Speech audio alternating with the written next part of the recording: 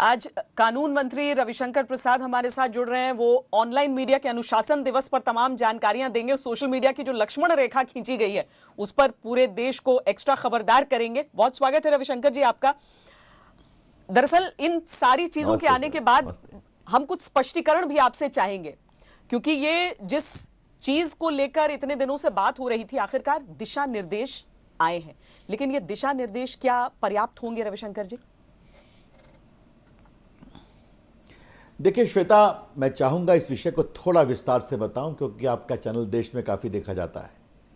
देश में WhatsApp, Twitter, Facebook, LinkedIn को मिलाकर के लगभग 135-40 करोड़ लोग भारत के यूज़र उसको यूज़ करते हैं। उनका बड़ा व्यापार है, बड़ा बाजार है, आए पैसे कमाएं। इन लोगों ने आम आदमी को बहुत मजबूती दी, उनकी आवाज़ सुनी जाती है। नरेंद्र मोदी जी की सरकार आलोचना का सम्मान करती है। आप मोदी जी की आलोचना कर सकते हैं, रविशंकर की कर सकते हैं, सरकार की कर सकते हैं, इसमें कोई शक नहीं है। और आपने यहाँ व्यापार भी किया है, उसका भी स्वागत है, जरूर करिए। लेकिन ये हमने जो दिशा निर्देश बनाए हैं, ये क्या बनाए हैं? क्या इस बात को हम इनकार कर सकते हैं कि आज बहुत लोग सोशल मीडिया का अब्यूज़ करते हैं? आप मुझे एक बताइए श्वेता, अगर मेरे पास एक माँ आती है कि मेरी बेटी को उसके जिल्टेड लवर ने उसके कॉम्प्रोमाइजिंग फोटो मॉर्फ करा के डाल दी है, मुझे क्या करना चाहिए? अगर कुछ लोग सोशल मीडिया के माध्यम से आतंकवाद फैला रहे हैं, देश को तोड़ने का काम कर रहे हैं, मुझे क्या करना चाहिए? और कोई व्यक्ति, शरीफ आदमी, उसको बुरी तरह से कुछ लोग बदनाम कर रहे हैं सोशल मीडिया पर।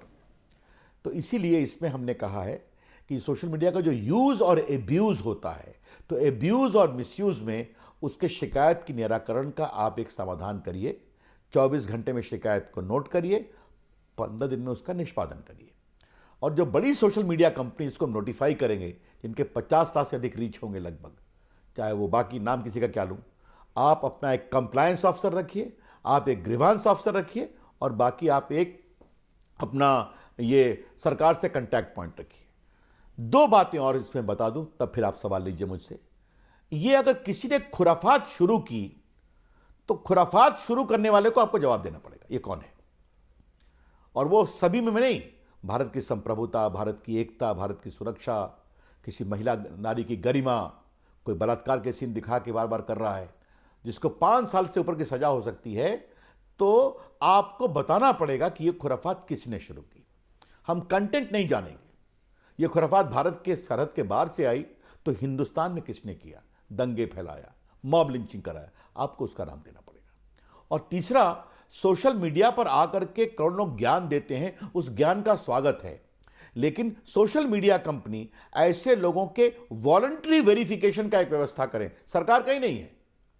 आप बताएं कि मेरा नाम रविशंकर प्रसाद है, ये मेरा अकाउंट है जो मुझसे वेरीफाइड है, ताकि ये भी तो हम देखें कि जो बार बार वायरल होते हैं, इसमें कितने वेरीफाइड लोग ज्ञान दे रहे हैं और कितने अनवेरीफाइड सरहद के बाहर से आ रहे हैं। तो यही तो हमने एक बिल्कुल ऐच्छिक मैकेनिज्म जो उनको लागू करना पड़ेगा, उसका प्रावधान किया है। रविशंकर जी, आपको यह एहसास भी होगा कि इसके साथ ही एक नई बहस, या यूं कहूं कि पुरानी बहस नए जामे के साथ शुरू हो जाएगी अभिव्यक्ति की आजादी को लेकर। जी, आपने बहुत सही कहा। देखिए श्वेता, पहले आप एक बात जान लीजिए, मुझे लगता है कि आपके चैनल पर मुझे बोलने की आवश्यकता है कि इस सरकार में नरेंद्र मोदी जी, राजनाथ जी, वेंकैया जी उपराष्ट्रपति हैं, रविशंकर प्रसाद, स्वर्गीय सुषमा स्वराज, स्वर्गीय अरुण जेटली, प्रकाश जावड़ेकर, कोई 3-4-5 साल बड़े हैं, कोई छोटे हैं। हम लोगों ने जेपी मूवमेंट में बिहार में और फिर इमरजेंसी के खिलाफ संघर्ष किया है, 3 आज़ादी के लिए, जेल गए हैं, लाठी खाया है। इंसान की आज़ादी, मीडिया की आज़ादी और न्यायपालिका की गरिमा। तो we have suffered for the cause of freedom of speech and expression.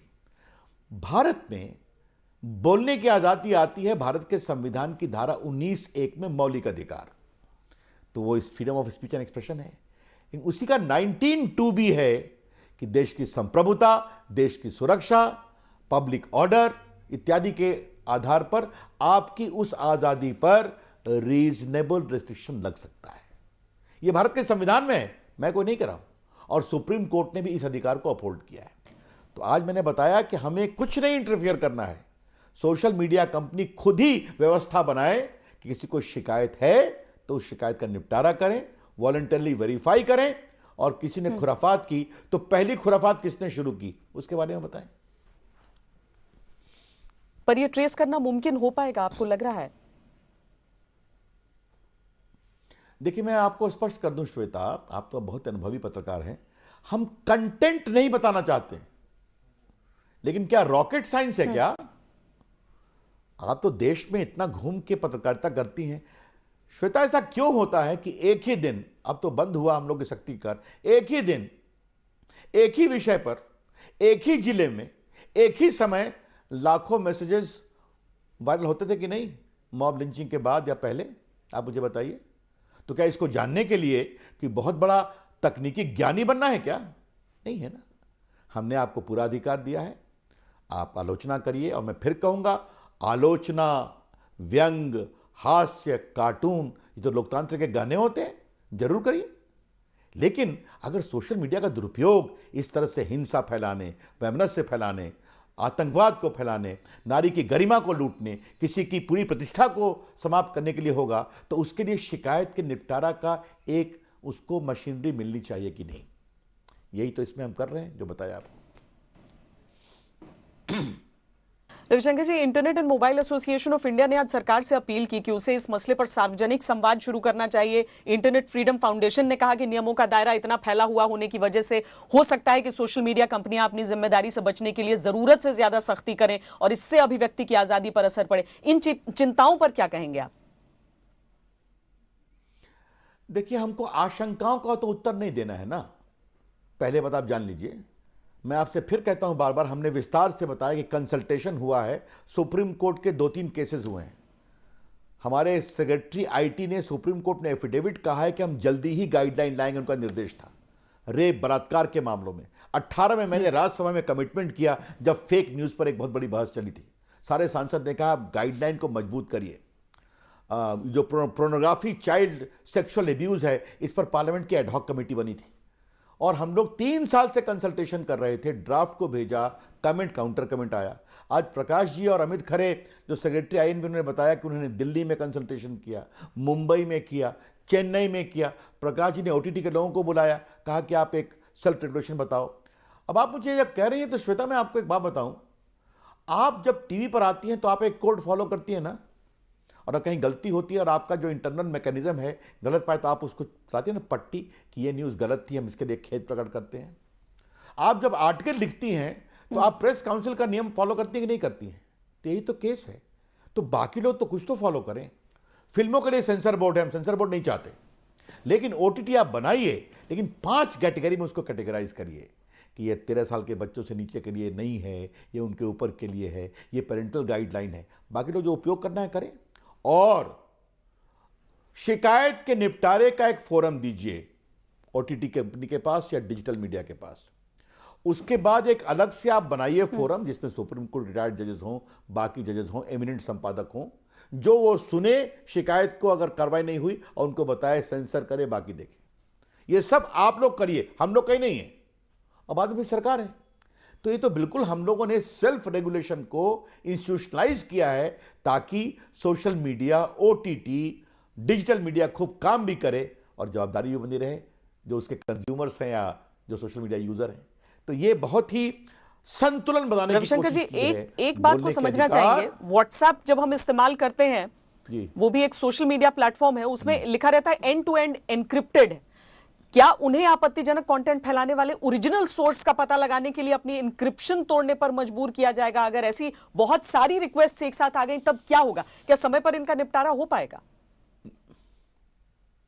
हमारा जवाब बहुत स्पष्ट है कि हम उस खुराफात व्यक्ति ने क्या खुराफात की, ये हम नहीं जानना चाहते। आप उसको छुपा के रखिए। हमें एक चीज बताइए श्वेता जी, आप इतनी अनुभवी पत्रकार हैं, जब कोई ट्वीट वायरल होती है तो वायरल में आपको मालूम होता है ना, साहब देखो ये ट्वीट चल रहा है मॉब लिंचिंग पर, ये हैशटैग जिनोसाइड फार्मर, ये क्या है? ये मुझे कुछ इंक्रिप्शन तोड़ने की जरूरत पड़ी है क्या? कि वो हैशटैग है, झूठा है, उत्तेजना फैलाने वाला है, लेकिन है हैशटैग जिनोसाइड फार्मर। तो ऐसे सवालों में ये खुराफात शुरू किसने की? हिंदुस्तान से की तो उसका नाम बताइए। अगर बाहर से है तो हिंदुस्तान में बाहर वाले की खुराफात किसने शुरू की? यही तो हम चाह रहे हैं। इसके लिए कोई रॉकेट साइंस की आवश्यकता नहीं है, मैंने आपको बहुत साफ साफ बता दिया। अगर किसी प्यारी बिटिया को बहुत ही आपत्तिजनक अवस्था में सोशल मीडिया पर उसका पुराना प्रेमी उसको बदनाम करने की कोशिश कर रहा है, वो वायरल हो रहा है एक इलाके में, तो ये बताइए खुराफात किसने शुरू की? ये तो बहुत छोटी सी बात है। नहीं, ये बात तो रविशंकर जी सही है कि कई दफा इस तरह की जब कंप्लेन भी भेजे जाते हैं, शिकायत की जाती है, तो दूसरी तरफ से एक लाइन का जवाब आ जाता है कि हमारी पॉलिसी के हिसाब से इसमें कुछ आपत्तिजनक नहीं पाया गया, और उस समय आपका एक संघर्ष शुरू होता है। तो सब चाहेंगे कि वो संघर्ष कम से कम खत्म हो, कि वो इंटरप्रिटेशन न दें। अगर कानून है तो वो एक चीज हो सब पर। लेकिन रविशंकर जी, सूचना प्रसारण मंत्रालय के चुने हुए अफसर को किसी कंटेंट को ब्लॉक करने के आदेश देने का अधिकार होगा। अब उस अफसर के फैसले सही हो, उसकी कार्रवाई जायज हो, यह कैसे सुनिश्चित किया जाएगा? देखिए, आपने बहुत कहा इमरजेंसी में आप ब्लॉक करेंगे, उसके लिए गाइडलाइन की आवश्यकता नहीं। हमारे आईटी एक्ट के सेक्शन 69 में प्रावधान है, आज से नहीं है, पिछले 20 साल से, समझिया? तो आपको दिखाना पड़ेगा कि पहले इमरजेंसी आपको क्यों करना चाहिए, नंबर 1। नंबर 2, आप वो निर्णय करेंगे तो उस निर्णय को एक कमेटी के द्वारा वेट करना पड़ेगा। और नंबर 3, एक रिव्यू कमेटी होगी जिसमें कैबिनेट सेक्रेटरी होंगे, लॉ सेक्रेटरी होंगे, आईटी सेक्रेटरी होंगे, वो रिव्यू करके देखेंगे, एक समय सीमा के लिए, उसके आगे नहीं चलेगा। स्टेट में वो रिव्यू कमेटी चीफ सेक्रेटरी की अगुवाई में होगी, बाकी लोग होंगे। लेकिन मुझे एक चीज़ बताइए, ये सब हम आज़ादी का पूरा समर्थन करते हैं। और देखिए, आज मैं बहुत विनम्रता से श्वेता आपके चैनल आज तक पर बताना चाहता हूं कि नरेंद्र मोदी जी की सरकार को आलोचना से कोई परेशानी नहीं है। कुछ लोग तो नरेंद्र मोदी के इतने प्रेमी हैं कि उनकी आलोचना 20 साल से कर रहे हैं, आप देख ही रही हैं। कुछ लोग तो एनजीओ बना रखा है, हमें उससे कोई परेशानी नहीं है। अब देश के लोग मोदी जी को इतना आशीर्वाद दे देते हैं कि बार बार जिताते हैं उनके काम के कारण, तो हमें उससे परेशानी नहीं है, हम वो काम करते रहेंगे। आलोचना आप करिए, लेकिन ये बहुत जरूरी है कि अगर किसी को उससे जेन्युइन शिकायत है, राष्ट्र के हित में, संप्रभुता में, सुरक्षा में, डिफेमेशन में, नारी की गरिमा में, बच्चों के सेक्सुअल एब्यूज के मामले में जिनको 5 साल से अधिक की सजा है, तो आपको तो उसके खिलाफ कार्रवाई करनी पड़ेगी। हम नहीं कहेंगे, आप मैकेनिज्म बनाइए ताकि कोई व्यक्ति जो उसका विक्टिम है वो शिकायत कर सके। आपको श्वेता आजकल और बताऊं, आजकल एक देश में नया ट्रेंड चल रहा है। क्या है? कोई व्यक्ति, 1 मिनट, कोई व्यक्ति नया व्यापार शुरू कर रहा है तो शुरू से ही उसके ऊपर इतना कैंपेन चलेगा कि उसका पूरा क्रेडिबिलिटी, वित्तीय स्थिति सब गड़बड़ा जाती है। मेरे पास एक शिकायत आई, आपको मैं बताना चाहूंगा। दक्षिण भारत में एक व्यक्ति मेट्रो में सोया हुआ था, उससे रिक्शा करने वाले ने उसकी फोटो खींच के डाल दिया, ये व्यक्ति मेट्रो में शराब पी के चलता है। उसकी इतनी वायरल हुआ कि उसकी बेटी को स्कूल से निकाल दिया गया, बाकी हुआ। ये सब क्यों होना चाहिए, मुझे बताइए? ये हैं बड़े सवाल। पर आपको लगता है कि बड़े सोशल मीडिया प्लेटफॉर्म्स की पॉलिसी भारत और दूसरे देशों के बीच फर्क करती है, यानी भारत में कुछ और, दूसरे पश्चिमी देशों में कुछ और? देखिए, हम लोगों ने इस पर बहुत अध्ययन किया है, बहुत जगह ये विषय चल रहे हैं, आपको मालूम है ना। आजकल तो हम विदेश में अमेरिकन कांग्रेस में पूछकर क्या क्या पूरे इनकी वित्तीय स्थिति के बारे में भी जानकारी पाई जाती है। एक बहस चल रही है, ऑस्ट्रेलिया में भी चल रही है, आपको मालूम ही है।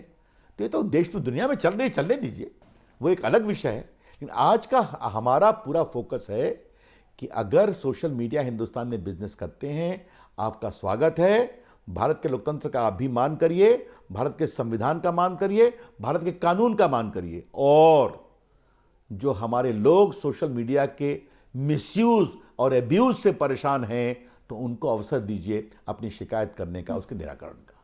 यही तो विषय है इसमें कुल मिलाकर। रविशंकर जी, भारत के कानून का मान अब शायद नीरव मोदी को भी बहुत जल्दी करना पड़ जाएगा, क्योंकि प्रत्यर्पण की पहली बाधा तो हट गई है। कितना बड़ा फैसला मान रहे हैं इस केस में? आपको बताओ श्वेता जी, एक बहुत रोचक बात, 2019 का चुनाव तो आप फॉलो कर रही थी ना, याद है ना आपको? है कितना ट्वीट होता था जी, एक पार्टी के द्वारा, उसके नेता के द्वारा, कि नीरव मोदी को बचाने के लिए मोदी सरकार लगी हुई है। अब वहां कोतरोकी का क्या हुआ और यहां देखिए क्या हुआ। आज वो कानून हो गया। तो चलिए, ये बहुत बड़ा फैसला है। ये भारत के कानून की व्यवस्था और भारत के इन्वेस्टिगेशन, ऐसा व्यक्ति जो हजारों करोड़ का घपला किया, उसको भारत आना चाहिए। इस निर्णय के लिए अभिनंदन करते हैं और भारत की जांच जो हमारी कंपनी समितियां हैं, सीबीआई है, ईडी है, उन लोगों ने जो फॉलो किया इस केस को, अच्छा किया, उसका भी हम अभिनंदन करना चाहते हैं। तो अब लंदन कोर्ट के फैसले के बाद अब भारत का कूटनीतिक टेस्ट बाकी है अभी तो। अब चलिए, वो तो एक दूसरी बहस है, एक दिन आऊंगा आपसे बात करने उस पर। ये मेरा बड़ा प्रिय विषय है। तो जरा कोतरोकी प्रकरण, नीरव मोदी प्रकरण, कैसे कोतरोकी को बचाने की कोशिश की गई और कैसे नीरव मोदी को हम लाने की कोशिश कर रहे हैं, इस पर आपसे चर्चा करेंगे। चलिए, बहुत बहुत धन्यवाद रविशंकर जी हमसे बातचीत करने के लिए। बहुत बहुत केंद्रीय मंत्री रविशंकर प्रसाद, जो कि सोशल मीडिया